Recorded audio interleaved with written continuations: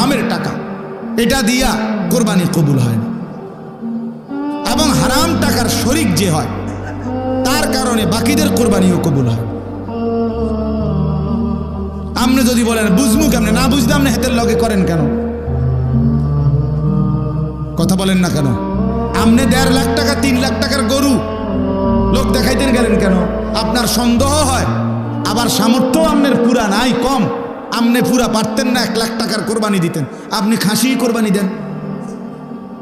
এটা তো ইবাদত, এটা তো গোস্ত খাওয়া না। কথা বুঝছেন?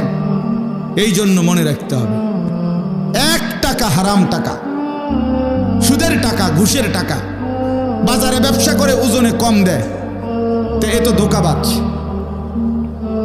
এ তো ধোঁকাবাজ। পণ্যের গুণাগুণ 2 নম্বর মালরে 1 নম্বর বলে, 3 নম্বর মালরে 1 নম্বর বলে, এ তো ধোঁকাবাজ, বাটপার।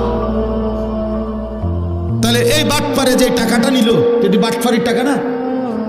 কথা বলেন না কেন? তো এ তো নাজায়েজ টাকা।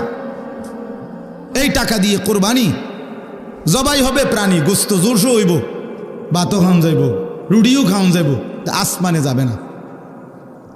কোথায় যাবে না? আসমানে যাবে না, রবের কাছে যাবে না, মালিকের কাছে যাবে না। কথা শক্ত হইল।